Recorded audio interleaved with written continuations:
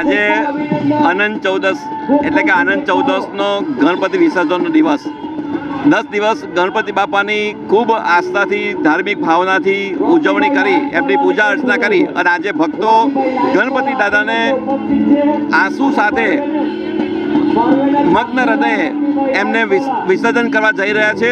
ખૂબ આનંદમય વાતાવરણ છે। અડાજણ, રાંદેર, પાલનપુર વિસ્તારમાં લગભગ 1400 જેટલી પરમિટેડ મૂર્તિઓ અને એથી વિશેષ પણ મૂર્તિઓ નાની મોટી થઈને લગભગ 4000 જેટલી મૂર્તિઓનું વિસર્જન આજે થઈ રહ્યું છે। ગણેશ ભક્તોમાં ખૂબ આનંદ છે અને ખૂબ સારી રીતે વિસર્જન યાત્રામાં જોડાયા છે।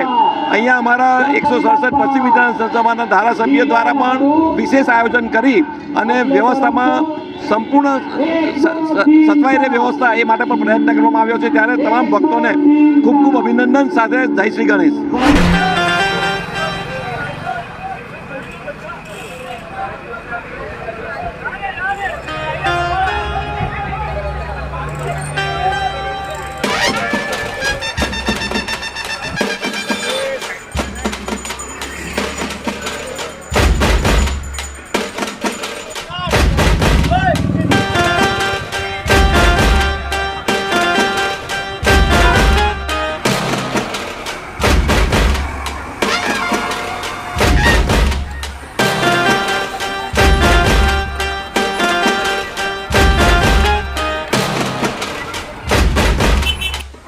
આજે આનંદ ચૌદસનો દિવસ, ગણેશ વિસર્જનનો દિવસ, પરંતુ સાથે સાથે આજે વિશ્વકર્મા જયંતિ અને આદરણીય પ્રધાનમંત્રી શ્રી નરેન્દ્રભાઈ મોદી સાહેબનો જન્મદિવસ, આ ત્રણેય અવસરના એક સારા દિવસે આપણે આજે ગણેશ વિસર્જન કાર્ય સંપન્ન કરી રહ્યા છીએ। મુખ્યત્વે પૂરા હિન્દુસ્તાનની અંદર મુંબઈ મહાનગર પછી સુરત મહાનગરનો સાર્વજનિક ગણેશ ઉત્સવનો બીજો ક્રમ છે અને આપણે જાણીએ છીએ કે 9000 જેટલા મંડળો છે। 1 લાખથી વધુ શ્રી ગણેશજીની મૂર્તિનું આજે 21 કૃત્રિમ તળાવ અને દરિયો કે જે હજીરા અને ડુમસ એમાં વિસર્જન થવાનું છે।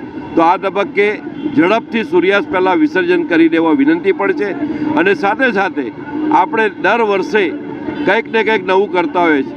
આવતે વર્ષે આપણે એક શેરી એક મોહલ્લો એક સોસાયટીમાં એક ગણપતિ, એક મોહલ્લો એક શેરી એક સોસાયટીમાં જ વિસર્જન આ અપનાવીને એક ઉમદા કાર્ય પાર પાડીએ।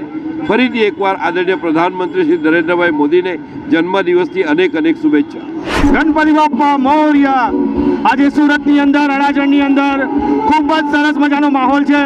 ધર્મપ્રેમી જનતાઓ આજે ખૂબ જ સરસ રીતે ગણપતિને વિસર્જન કરાવી રહી છે। આ ગણપતિ બાપ્પા આજે સુરતમાંથી વિદાય લઈ રહ્યા છે ત્યારે સુરતની ધર્મપ્રેમી જનતા અત્યારે ખૂબ જ ઉત્સાહપૂર્વક ઉલ્લાસથી ગણપતિ બાપાને વિદાય આપી રહી છે। ચારે બાજુ બસ પબ્લિકનું મહેરામણ ઉમટ્યું છે અને ખૂબ સરસ મજાથી આજે સુરતીઓ ગણપતિ બાપાને વિદાય કરી રહ્યા છે, જેમાં અત્યારે પૂર્ણેશભાઈ મોદી અમારી સાથે છે અને ખૂબ સાથ સહકારથી દરેક પબ્લિકને ખૂબ સરસ રીતે સહકાર આપે છે। એમની ટીમને ખૂબ ખૂબ આભાર અને નરેન્દ્રભાઈ મોદીના જન્મદિવસ નિમિત્તે સુરતની જનતા તરફથી હું હિરેન પંડ્યા આજે અમને ખૂબ ખૂબ અભિનંદન આપું છું। એમના જન્મદિવસની ખૂબ ખૂબ શુભકામનાઓ। તમે ખૂબ જીવો અને દેશને ખૂબ આગળ વધારો। જય હિન્દ, જય ભારત, જય ગણપતિ બાપ્પા મોરયા।